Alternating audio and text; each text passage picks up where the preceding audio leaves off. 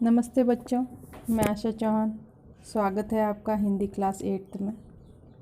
बच्चों, आज अपन आपके पाठ्य पुस्तक आशा से उसका आगे वाला चैप्टर पढ़ेंगे, सुबान खां।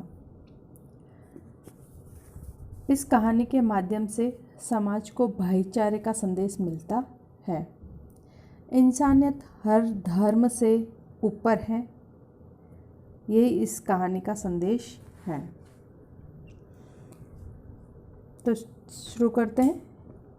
क्या आपका अल्लाह पश्चिम में रहता है? वह पूरब में क्यों नहीं रहता? सुबान दादा अपनी की लंबी सफ़ेद चमकती दाढ़ी में अपनी नन्ही अंगुलियों को घुमाते हुए मैंने पूछा।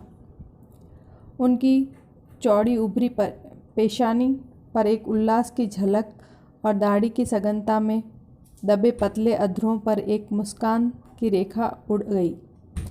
अपनी लंबी बाहों की दाहिनी हथेली से मेरे सिर को सहलाते हुए उन्होंने कहा, नहीं बबुआ, अल्लाह तो पश्चिम, पूरब, पश्चिम, उत्तर, दक्षिण सब और है।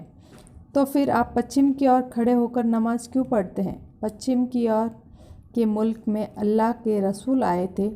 जहाँ से रसूल आए थे वहाँ हमारा तीर्थ है। हम उन्हीं तीर्थों की ओर मुँह करके अल्लाह को याद करते हैं। एक बच्चा है जो लेखक स्वयं है और वो पूछते हैं कि आप पश्चिम की ओर मुँह करके ही नमाज क्यों पढ़ते हैं? क्योंकि जो है फिर सुभान दादा जो है उत्तर देते हैं उसका कि हमारे जो अल्लाह के जो दूत होते हैं वो पश्चिम दिशा से ही आए थे, इसलिए हम पश्चिम की ओर मुँह करके नमाज पढ़ते हैं। वे तीर्थ यहाँ से कितनी दूर होंगे जहाँ सूरज देवता डूबते हैं? आप उन तीर्थों में गए हैं सुभान दादा? सुभान दादा की बड़ी बड़ी आँखों में आंसू डबडबा आए। उनका समूचा चेहरा लाल हो गया। भावविभोर हो गदगद कंठ से बोले, जहाँ जाने में बहुत खर्च पड़ता है बबुआ।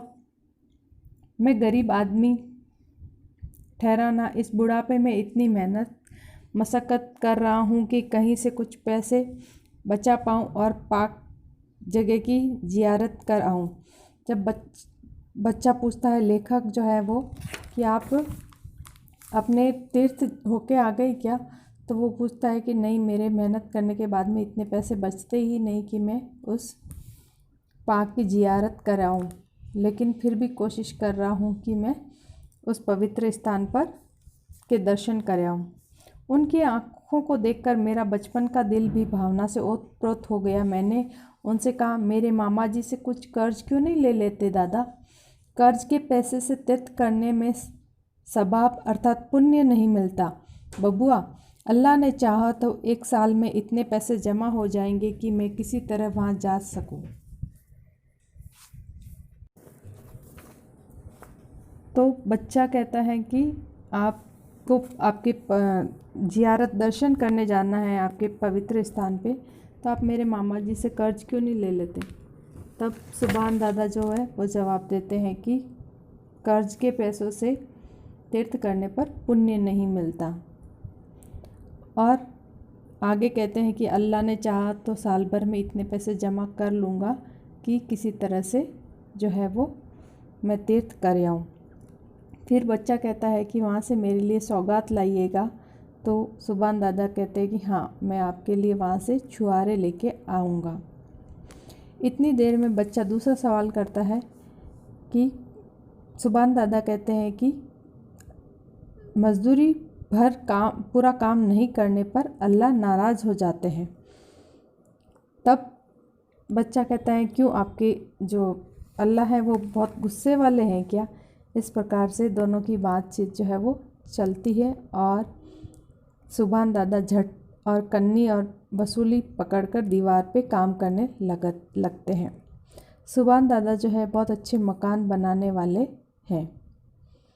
इस प्रकार से उस बच्चे की और सुभान दादा की आपसी बातचीत चल रही है। सुभान दादा, आपने कभी अल्लाह को देखा है? ये क्या कह रहे हो बबुआ? इंसान इन आँखों से अल्लाह को नहीं देख सकता। मुझे धोखा मत दीजिए दादा, मैं जब देखता हूँ आप रोज़ आधी आँखों से उन्हें देखते हैं, उनसे बुदबुदाकर बातें करते हैं। हाँ हाँ, मुझे चकमा दे रहे हैं आप। मैं उनसे बातें करूँगा, मेरी ऐसी तकदीर कहाँ। सिर्फ रसूल की उनसे बातें होती थी बबुआ। ये बातें कुरान में लिखी हैं। क्या उनके भी दाढ़ी थी? हाँ हाँ थी, बड़ी खूबसूरत, लंबी, सुनहरी।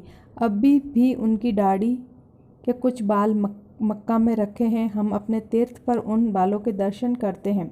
बड़ा होने पर मैं भी दाढ़ी रखूँगा दादा, लंबी दाढ़ी। सुभान दादा ने मुझे उठाकर गोद में ले लिया, फिर कंधे पर चढ़ाकर इधर उधर घुमाया, तरह तरह की बातें सुनाई। मेरा मन बहला कर फिर अपने काम में लग गए। मुझे मालूम होता है काम और अल्लाह, ये दो चीज़ें ही संसार में उनके लिए प्यारी है। काम करते हुए वे अल्लाह को नहीं भूलते और अल्लाह से फुर्सत पाकर झट से अपने काम में जुट जाना उनका पवित्र कर्तव्य समझते थे। काम और अल्लाह का ये सामंजस्य उनके दिल में प्रेम की मंदाकिनी बहाता रहता था, जिससे मेरे जैसे बच्चे भी बड़े मज़े से डुबकियाँ लगा सकते थे, चुस्कियाँ ले सकते थे। नानी ने कहा, सवेरे ना खा लो, आज तुम्हें हुसैन साहब के पैका यानी ताजिए का जुलूस में जाना होगा। सुबह खा आते ही होंगे। बहुत सारे देवताओं की मनौती के बाद माँ ने मुझे प्राप्त किया था, उसमें एक हुसैन साहब भी थे। यानी कि लेखक जो है वो उनकी माँ को 9 वर्ष बाद में बहुत देवी देवताओं की मनौती के बाद में पाया था, और उसमें वो देवता जो है वो हुसैन साहब भी एक थे। जब तक जनेऊ नहीं हो गया मुहर्रम के दिन, मुसलमान के बच्चों की तरह मैं भी ताजिए के चारों ओर रंगीन छड़ी लेकर कूदा और गले में गंडे पहने हैं। मुहर्रम उन दिनों मेरे लिए इतनी खुशी का दिन था। नए कपड़े पहन उछलता कूदता, नए नए चेहरे और तरह तरह के खेल देखता। धूम धड़ाके में किस तरह दिन गुजर जाता। इस मुहर्रम के पीछे एक रोमांचकारी, हृदय को पिघला देने वाली, करुण रस भरी, दर्दनाक घटना छिपी है। उन दिनों उसकी खबर भी कहाँ थी।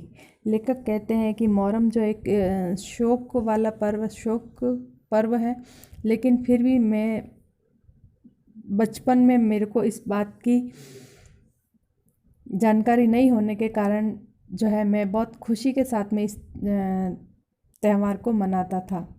खैर, मैं नहा धोकर पहनकर ओढ़कर इंतज़ार ही कर रहा था कि सुभान दादा पहुंच गए। मुझे कंधे पर ले लिया और अपने गांव चले गए। उनका घर क्या था, बच्चों का अखाड़ा बना हुआ था। पोते पोतियों नाती नातिन से की भरमार थी उनके घर में। मेरी उम्र के बहुत ही बच्चे थे, रंगीन कपड़ों से सज धज मानो मेरे ही इंतज़ार में। जब मैं पहुंचा तो सुभान दादा की बूढ़ी बीवी ने मेरे गले में एक बदी डाल दी, कमर में घंटी बांध दी तो हाथों में 2 लाल छड़ियाँ दे दी और उन बच्चों के साथ मुझे लिए दादी करबला की ओर चली। दिन भर उछला कूदा, तमाशे देखे, मिठाइयाँ उड़ाई और शाम को फिर सुभान दादा के कंधे पर पहुंच गया। ईद बकरीद को न सुभान दादा हमें भूल सकते थे, न होली दिवाली को हम उन्हें। होली के दिन नानी के हाथों से पुए, खीर और मिठाई परोसकर सुभान दादा को खिलाती थी, और तब मैं भी अपने हाथों से अबीर लेकर उनकी दाढ़ी मलता था। एक बार जब उनकी दाढ़ी रंगीन बन गई तो मैंने कहा, सुभान दादा, रसूल की दाढ़ी भी तो ऐसी ही रंगीन हो रही होगी। उस पर अल्लाह ने ही रंग दे रखा था बबुआ। अल्लाह की उन पर ख़ास मेहरबानी थी। उनका सा नसीब हम मामूली इंसानों को कहाँ। ऐसा कहकर झट से आंखें मूंदकर बुदबुदाने लगे, जैसे वे ध्यान में उन्हें देख रहे हो। मैं कुछ बड़ा हो गया था, लेकिन उन्हें छुआरों की बात भूली नहीं थी। जब छुट्टियों में शहर के स्कूल से लौट रहा था, दादा ये अनुपम सौगात लेकर पहुँचे। इधर उनके घर की हालत अच्छी हो चली थी। दादा ने अपने पुण्य और लायक बेटों की मेहनत से काफ़ी पैसे इकट्ठे कर लिए थे, लेकिन उनमें वही विनम्रता और सज्जनता थी। आए पहले की तरह शिष्टाचार निभाया, फिर छुहारे निकालकर मेरे हाथ पर रख दिए। बबुआ, ये आपके लिए खास अरब से लाया हूँ, याद है आपने इसकी फरमाइश की थी। उनके नथुने आनंदातिरेक से हिल रहे थे। छुहारे लिए सिर चढ़ाया। ख्वाहिश आज मैं फिर बच्चा हो पाता। उनके कंधों पर लिपटकर उनकी सफ़ेद दाढ़ी में सचमुच नूरानी हो चली थी। अंगुलियां घुमाकर उन्हें दादा कहकर पुकार उठता। लेकिन अब बच्चा हो सकता था, न जवान, न वह मासूमियत और पवित्रता रह गई थी। अंग्रेजी स्कूल के तत्कालीन वातावरण ने अजीब अस्वाभाविकता हर बात में ला दी थी। पर हाँ, शायद एक चीज़ पवित्र रह गई थी। आँखों की छलकन से अपने को पवित्र कर चुपचाप उनके चरणों में श्रद्धांजलि चढ़ा दी। हज से लौटने के बाद सुभान दादा ज़्यादातर वक्त बंदगी में बीतता।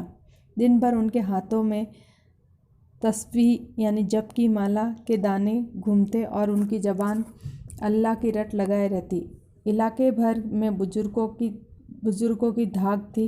बड़े बड़े झगड़ों की पंचायत। दूर दूर के हिंदू मुसलमान उन्हें मुकर्रर अर्थात निश्चित करते। उनकी ईमानदारी की भी कुछ ऐसी ही धूम थी। सुभान दादा का एक अरमान था मस्जिद बनाने का। मेरे मामा का मंदिर उन्होंने ही बनाया था। उन दिनों वह साधारण राज अर्थात कारीगर जो होते थे, लेकिन तो भी कहा करते थे, अल्लाह ने चाहा तो मैं एक मस्जिद ज़रूर बनवाऊंगा। अल्लाह ने चाहा, एक दिन आया, उनकी मस्जिद भी तैयार हुई। गांव के ही लायक एक छोटी सी मस्जिद, लेकिन बड़ी ही खूबसूरत। हाथ में इतनी ताकत नहीं रह गई थी कि अब वह कन्नी और वसूली पकड़े। लेकिन दिन भर बैठे बैठे एक एक ईंट की जड़ाई का ध्यान रखते और उनके भीतर जो बेल बूटे काढ़े गए थे उनके सारे नक्शे उन्होंने ही खींचे थे और उनमें से एक एक का काढ़ा जाना उनकी ही बारीकी निगरानी में हुआ। मेरे मामा जी के बगीचे में शीशम, सखुआ, कटहल आदि इमारतों में काम आने वाले पेड़ों की भरमार थी। मस्जिद की सारी लकड़ी हमारे बगीचे से गई थी। जिस दिन मस्जिद तैयार हुई, सुभान दादा ने इलाके भर के प्रतिष्ठित लोगों को न्योता दिया। जुम्मे का दिन था। जितने मुसलमान थे सब में उनकी नमाज पड़ी थी। जितने हिंदू आए उनके सत्कार के लिए भी अच्छा प्रबंध किया गया था। शरबत पानी का इंतजाम था। पान इलायची का भी प्रबंध था। आज तक भी लोग मस्जिद उद्घाटन के दिन दादा की मेहमानदारी भूले नहीं हैं।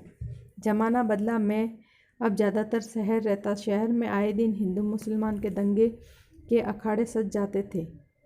हाँ, आए दिन देखिए, एक ही सड़क पर हिंदू मुसलमान चल रहे हैं, एक ही दुकान से सौदा खरीद रहे हैं, एक ही सवारी पर जानू बजानू आ जा रहे हैं, एक ही स्कूल में पढ़ रहे हैं, एक ही दफ्तर में काम कर रहे हैं, और फिर अचानक सबके सिर पर शैतान सवार हो गया। हल्ला, भगदड़, मारपीट, खून खराबा, आगजनी सारी। खुराफातों की छूट।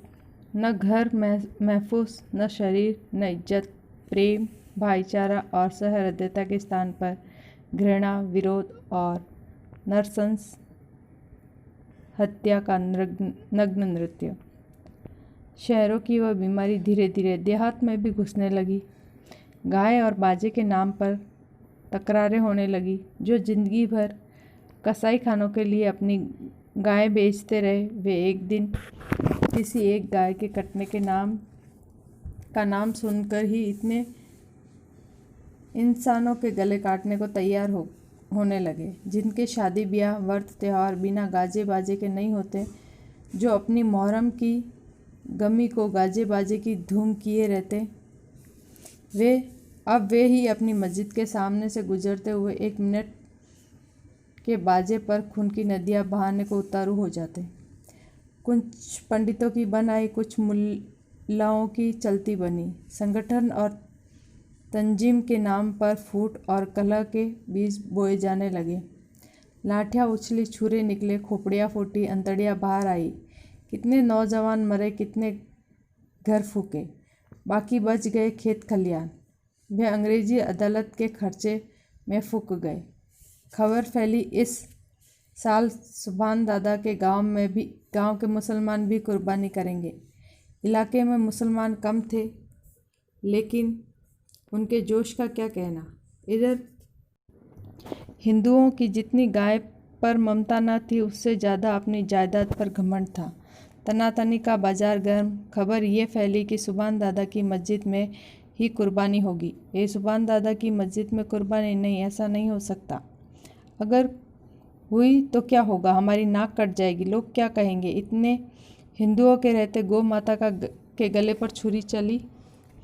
छुरी से गौ माता को बचाना है तो गोरा गोरी के कसाई खाने पर हम धावा करें। और सचमुच जोश है तो चलिए मुजफ्फरपुर।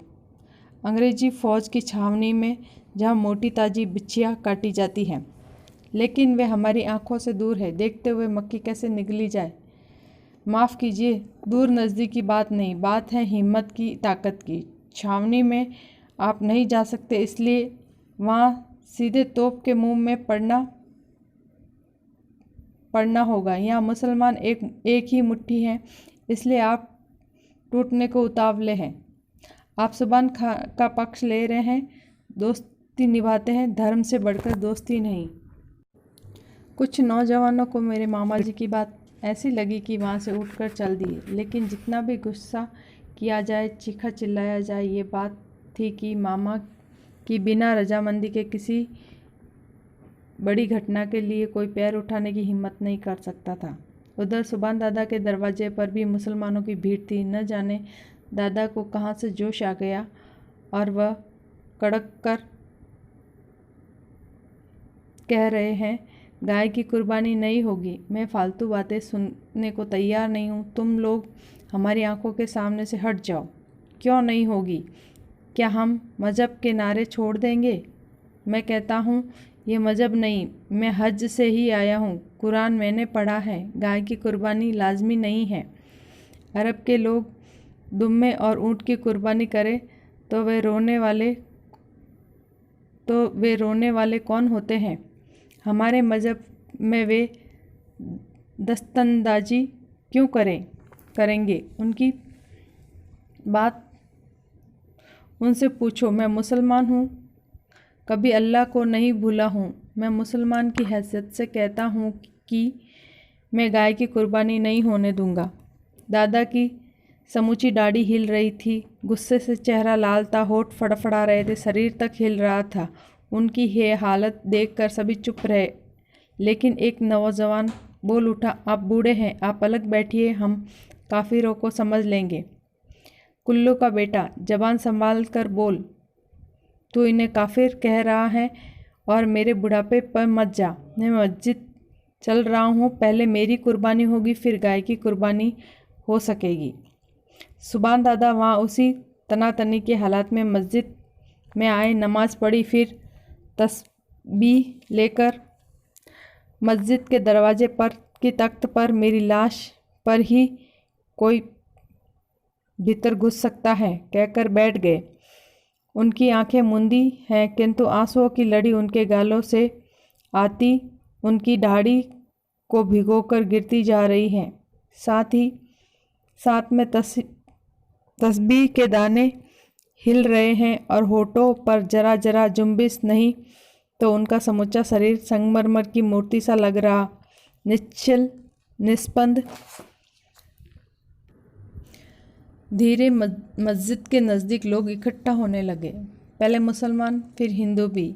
आप गाय की कुर्बानी का सवाल दादा के आंसुओं की धारा से धंसकर न जाने कहाँ चला गया था। वह साक्षात देवदूत से दिख पड़े थे, देवदूत जिसके रोम रोम में प्रेम और भाईचारे का संदेश निकलकर वायुमंडल को व्याप्त कर रहा था। ठीक है बच्चों, आज के लिए इतना ही, मिलते हैं आगे। ओके।